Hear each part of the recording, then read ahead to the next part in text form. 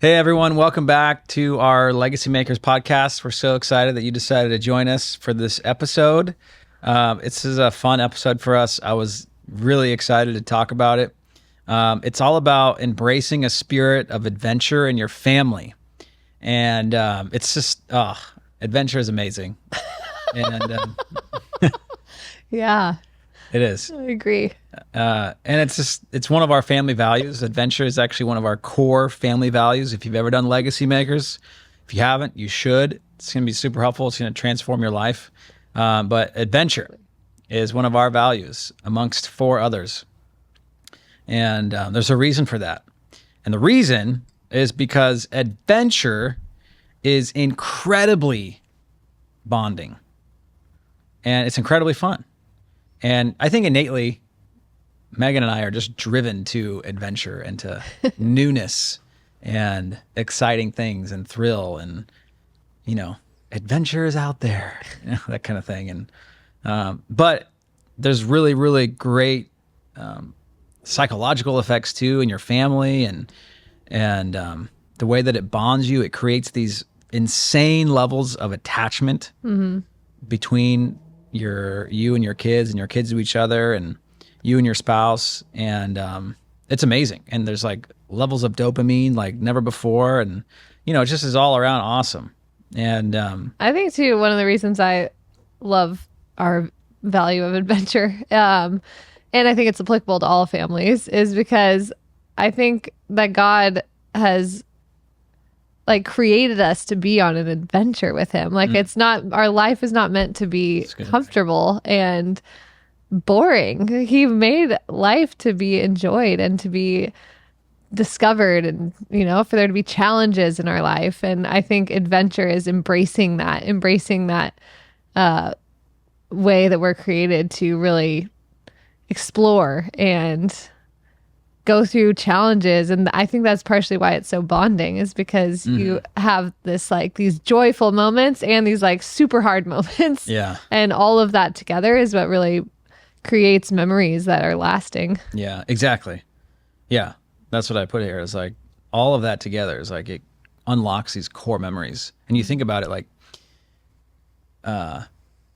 there's always these stories that we can, there's these memories and these vivid images and pictures ingrained in your minds. Like the story that I'm thinking of is that we've talked about and we've laughed about, and it's been years since we've even done it. But it was when we went camping up in Central Valley, somewhere in California, and it was this hip camp, and it was this cool spot. It's kind of weird, but it was this kind of, I don't know, it was this little campground that overlooked this riverbed, this giant dry riverbed, kind of deserty.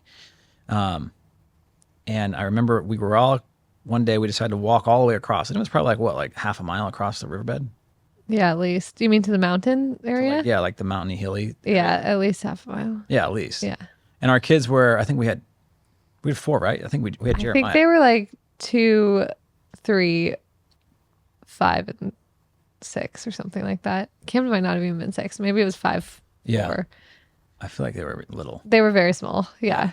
But we walked all the way across the riverbed, and we were trying to find a place to essentially get up in the mountains and go on a hike up there. But this is not a designated hiking area. No. It's just was exploring. Yeah, we were just literally exploring. And because we saw you could go, it looked awesome up there, and there was these little ravines or these things that would kind of come down, between the little mountains. And so we decided we were going to try and go over there. And so we're walking across, and it's kind of getting muddy at one of the spots, and so we were kind of playing in the mud with the kids. And then we walk over. We were trying to find one of the little ravines so that we're low enough, because there's almost like a cliff. Mm-hmm. And we were trying to find one of these ravines that were low enough to where we could essentially climb up into it and then try and walk up.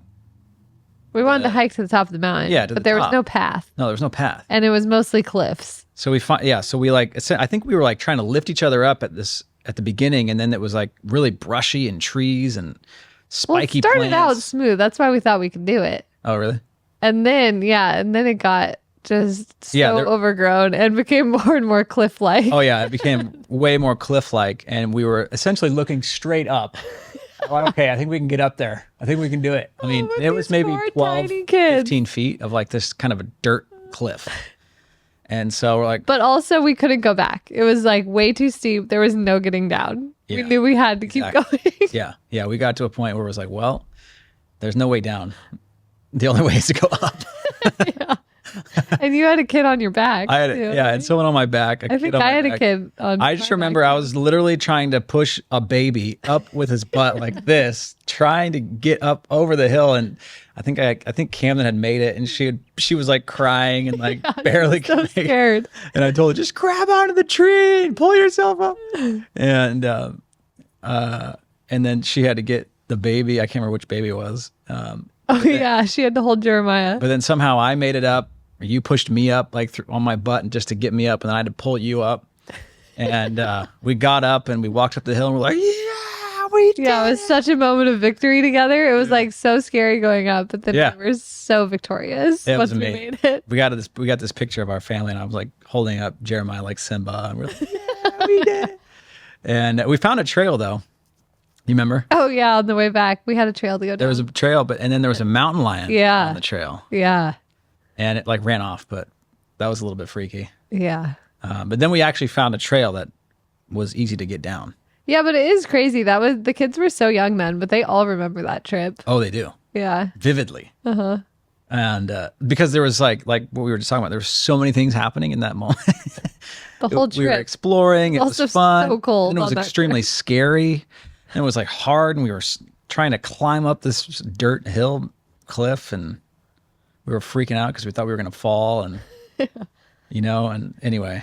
But yeah, it's like one of those things we look back now, we can easily tell the story. And it's hilarious. And we're laughing about it. And I just think that those are the types of things from adventures like that. When we're old and our kids, our kids, when they're adults, like they're going to bring up that story. And then they're going to tell their kids about it, Many others. among many others. And I think that's a cool thing about adventure. It's like it unlocks these amazing stories and memories and moments where you were together.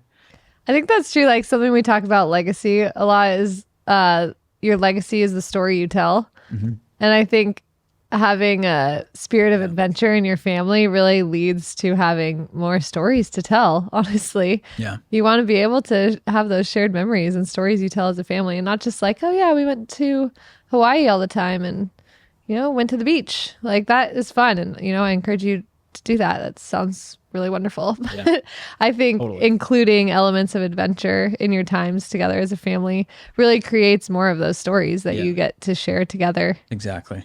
So that's what we wanted to talk about. We wanted to talk about the elements of adventure and how Yeah, to start because it's not embracing. just trips and things. Like you can embrace the spirit of adventure even in your day-to-day life. Yeah, and you can build up a tolerance. Like you can like there's certain aspects that maybe you're not ready for, like certain degrees of challenge that obviously you might not be prepared for or ready for, or like whatever. But you can build tolerance for some of those things, and so that's what we're going to talk about is the ingredients to adventure.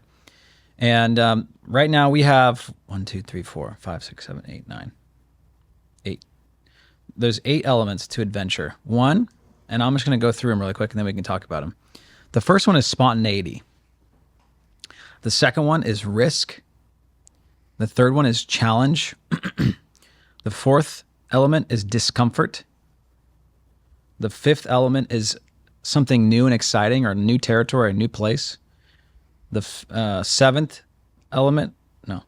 element, excuse me, sixth, It doesn't matter. Just keep going. Sorry. Gosh. an unclear path. Seventh is fun.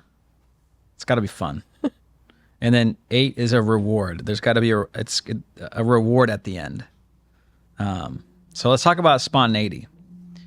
What is it? What do you think it means to be spontaneous? Well, I mean, like the definition of it, or What are your thoughts? I don't know what the definition is officially, but the Megan definition is just doing something unexpected or out of the ordinary. Not by the schedule, just deciding to do something and doing it, Random having an idea and going and doing it. and like just going for it. Yeah. Like What's an example? Like, I feel like I love spontaneity and bring that to our family a lot. For sure. So, it's coming home and Hey, everybody. hey, we're going to go have a picnic at the beach. Yeah. Yeah, okay, let's go. Yeah. That's not saying, no, we didn't plan that.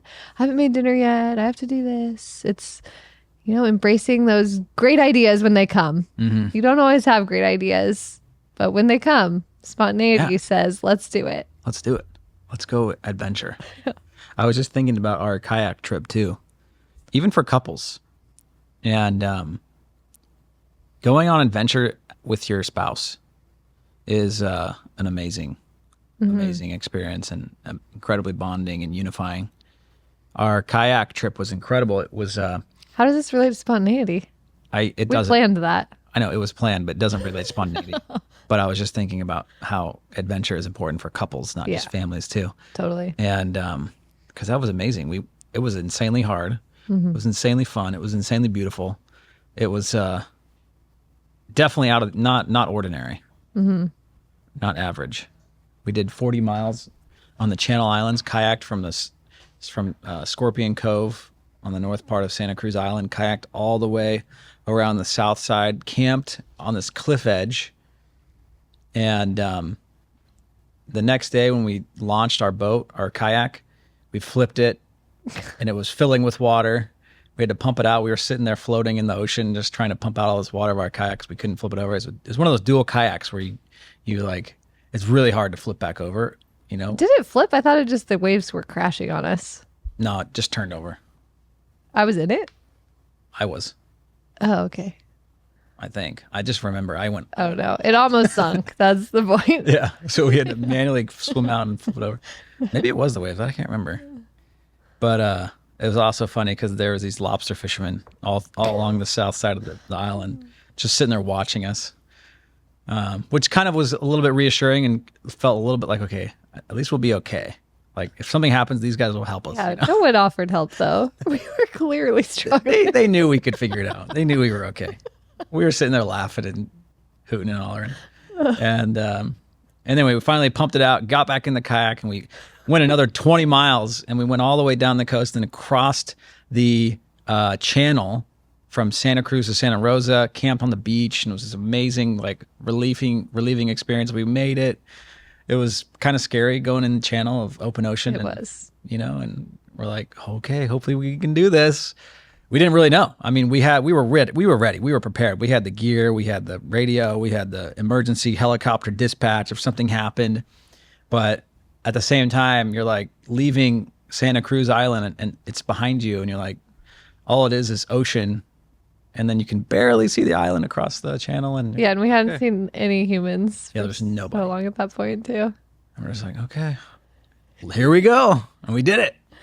I will say this plays into what the next two actually elements are of risk and challenge. Yeah, I feel like all of my most favorite memories together, both with you and as a family, involve this moment where I think I might die. This is so hard. Exactly. I can't possibly do this anymore. But then, looking back, it's like, wow, that was amazing. I did something so hard, and I did something few have done, or, those moments that you think you might die bring you a little bit more appreciation for the life together that you have. This was not a chartered experience. There was only one blog that I found for this trip, for this kayak trip, of this couple who kind of did something similar, and it was like 20 years ago. I mean, this is something like they don't do this. No one does this. So yeah, it's like this could be dangerous. It was dangerous. But that's the idea of risk. Like there's this idea that like maybe, I mean, again, there's varying degrees and you build up a tolerance. But obviously the more risky, the more unifying. Right. Which, we're telling extreme cases here of risk, but I think what that could even look like in a day-to-day basis is, going to a nature area and letting your kids climb trees and not stopping them, or not being all worried all the time about what they're doing, and letting them have those moments of risk, and maybe jumping up there with them and totally doing it with them. It's a little risky. Yeah. giving them things that challenge them and push them. Yeah, exactly. Yeah, it pushes them. And the way I say it here is like risk is kind of having the feeling that you're slightly unsure of how things will turn out. You're not totally sure if it's going to work out. Can I actually do this? But you're going to do it. Yeah. Even though you don't really know. It's like the equivalent of having belief that things will turn out okay, but also understanding that the likelihood of something life-altering happening has increased. And that's what risk is. How does that differ from challenge? So the way I see challenge is like physically, mentally, and emotionally demanding at some capacity in some of those. And challenge is good because it requires, and again, this comes back to the idea of bonding together, doing something together. It's like, it's going to require everyone who is doing this to adapt to some degree. Like, we're going to have to figure something out. Someone's going to have to grit it up a little bit more. Someone's going to have to overcome this fear. Someone might have to learn how to do first aid. Maybe it's going to push each person to like develop some sort of new ability. I think that's a little bit of what challenge is like. Discomfort, I think that's important too. Discomfort is like, you're not really in a familiar environment or setting. It's like sleeping in a tent versus sleeping in your bed. Like, that's not as comfortable, obviously. Being hot and sweaty instead of in air conditioning. It's actually so true in terms of memory making. Yeah. I feel like I think of my family used to go to Mexico a lot growing up to do like build trips.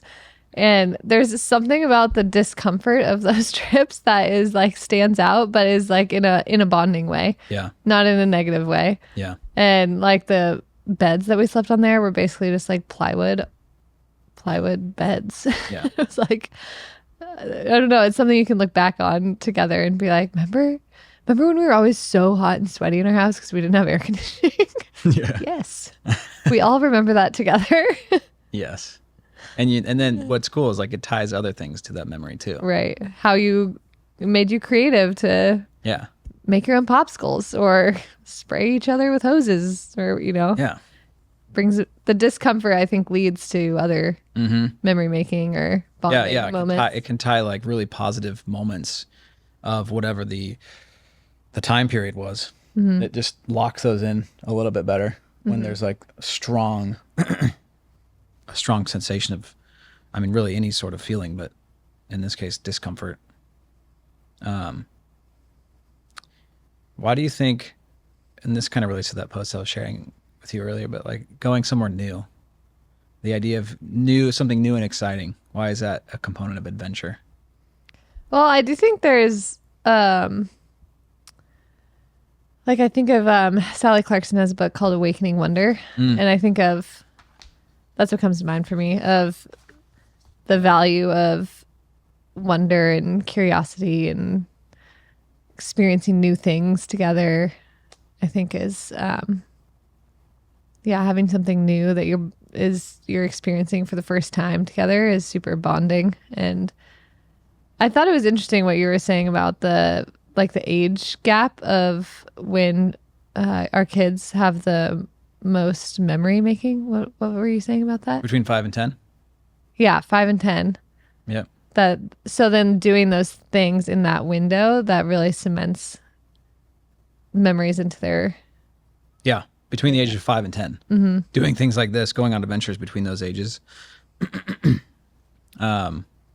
extremely formative. And then if you can tie those specific things to lessons, life lessons, faith lessons, your family values, reinforcing them. And this is something that we do is one thing that we do. We go on an adventure every fall, and it's a Feast of Tabernacles adventure, or it's really just camping. We just go camping. But well, we camp because of what the feast is. Yes. Not for the sake of adventure. No, yeah.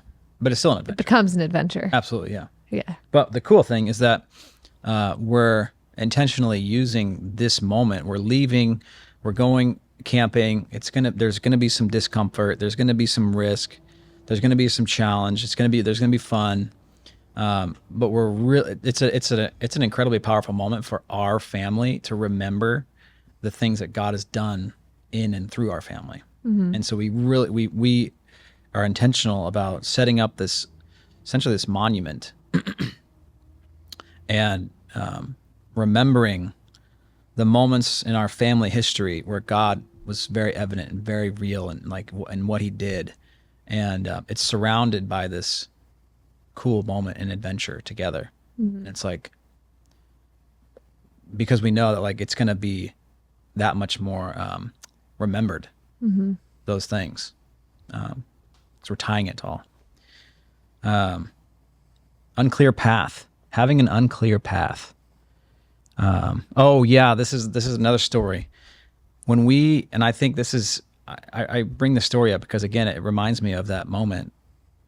But remember when we went camping on our road trip and we took the van up by Lake Tahoe and found this dispersed campsite. And we found our way in there. We knew it was up there somewhere, but we found our way in there, camped. And then when we were leaving, we couldn't get out. There was like so many roads, so many like dirt roads up in the mountains. And I just remember we didn't know how to get out of there. Like we were kind of disoriented. We had a compass, but as far as which road led to the exit, I mean, we had no idea. We eventually found it. Thankfully, our van had like a GPS thing. We could see the map, but I think that's like the idea. Like when you're in a hard place, a lot of times when you're lost or something, you think, or will say, this will be a good story later. Yeah, exactly. Yeah. Exactly. Like in the moment, it's stressful when you have an unclear path. It is stressful. Especially when you need to be somewhere. Yeah. But. And you have screaming kids. It'll be a good story later. Yeah. So sometimes it's worth it. And it is. And it's like, I remember like camping there. Actually, you know what else I remember about that? As I remember like I got sick or not sick, but my stomach ached, that mac and cheese and beef that we made that night. Yeah. Oh, gosh, I don't know what happened. Homemade hamburger helper. Yeah. I just remember it hurt my stomach. But it was still beautiful. Like now, all the wildflowers. Now, like everywhere. as I'm like drawing back the memory, I'm like, wow, that was amazing. It was beautiful. The wildflowers, the forest, the trees, and like, dang, it'd be nice to go back. So you relive those things.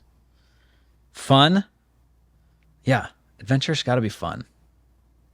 I feel like, would you say if it's not fun, then it's not a good adventure? No, I don't know if fun is an essential element. Actually, I would maybe push back on that one a little. I think fun makes the adventure more enjoyable, but I think in order to be an adventure, it doesn't have to have fun. Well, let's define fun. What is fun? I put here a good time, exhilarating, and produces joy and appreciation and satisfaction. I think if you're defining it as produces joy and appreciation and satisfaction, then yes, but that doesn't mean you think it's fun in the moment, because sometimes the appreciation and the satisfaction come after it's over. So I think sometimes it doesn't feel fun, but when you look back, then you have the perspective that it was fun. Yeah. Because you're satisfied that you did it, or you're... Yeah. I think the fun in some of these stories is like back to the science of it. It's like the dopamine release. Like you get so much joy and like satisfaction from like accomplishing something and overcoming something. Yeah. When you are stressed out, but then like it leads to something wonderful. Yeah. Is that fun? I don't know. I'm trying to think of a situation that would have been an adventure that wasn't fun. I think there's a lot that weren't fun, but then in retrospect, like in the traditional sense of fun, but in retrospect, it is. And I think you're right. I think because of what it produces in us. Mm-hmm. And I think partially that is like the adrenaline and the adrenaline, the dopamine that comes later. But that doesn't mean the actual experience needs to be fun. Yeah, like do you have like a story or an example of an adventure that wasn't fun? Maybe Eco Challenge? Or was that fun? I mean, I feel like it's hard to answer that because I think also partially it depends on your perspective. Because if you have the perspective that adventure is worthwhile because you do know what it produces in the end, then you can see the fun in it, even when it feels so hard that you want more than anything to stop. Yeah. Like, I mean, I think of even, I'm trying to think of even just like practical daily examples. And I think of even, I think about our Whitney trip when we went to Whitney and we were walking in the snow. yeah. 50-pound pack. Yeah, that's not fun.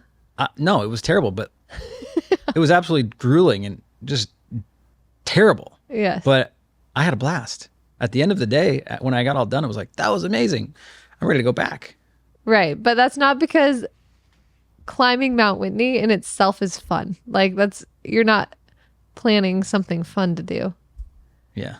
I think a lot of times fun is this like elusive thing that if you're always trying to have fun, it actually It's good. is not really being accomplished. I think a lot of times fun comes from other situations and dynamics, again, because of what we're saying, because of what's produced and the way those situations make you feel after. Yeah, exactly. I think that's like good. Fun is fleeting. Yeah. So I think maybe fun is not necessarily the right element because, yeah, is it? I don't know if that's actually an element. I don't know. Okay. Your elements here are breaking decided. down. I know. Okay, well, the last one I have is reward. I think that's good, right? Reward. Like, I mean, you know. Yeah, it can be external or internal reward. There's always a reward to adventure. Yeah. Oh, yeah, that's true. Yeah.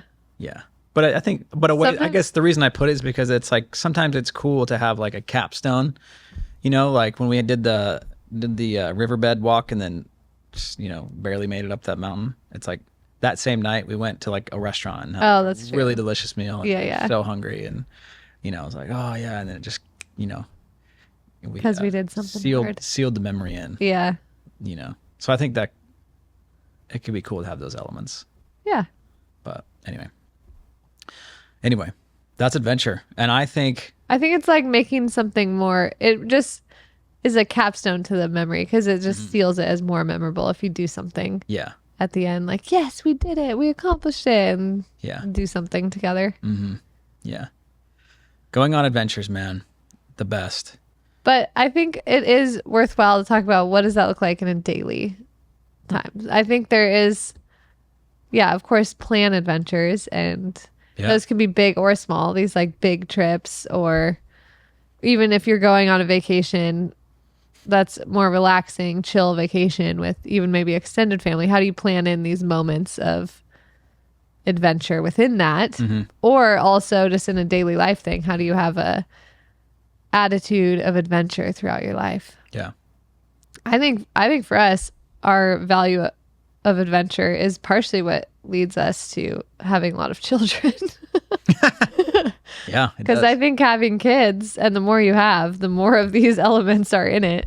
Yeah. And so then when life gets really challenging, having a lot of kids. Are you talking about adventures in the bedroom or adventures in... Oh my gosh. That would be applicable too, I guess. But yeah, I just think that's funny. Is that what you thought of when I said that? Well, I knew you were going. I knew where you were going, but I also went there too. I think that's part of it. Yeah, but no, I do think like when you have a lot of kids and challenges arise, seeing it as an adventure and seeing it as, you know what, I signed up for this adventure of parenting, and allowing yourself to step into it with that mindset then allows you to see the reward and the fun and the things that are going to come from that. Yeah. Yeah, I think embracing that all of life is an adventure. Mm-hmm. Every day can be an adventure, and embracing some of these elements in your day to day, almost like inviting them, welcoming spontaneity and welcoming risk and welcoming challenge and welcoming discomfort and wonder. Yeah, all that stuff leads to so much more fulfillment and so much more satisfaction in life and joy and you know, it's funny because that brings me back to the idea that like our family mission that we have in on our wall is living life as God intended. And I feel like, man, adventure has brought that out for us. And like God intended his people to enjoy what he made and to enjoy creation and to enjoy life, as a gift to his creation, to us. And to be formed by the challenges and the hardship too. Exactly. It's good stuff, man. All right. Well, that's all we got. Thank you guys for listening. We'll see you next time.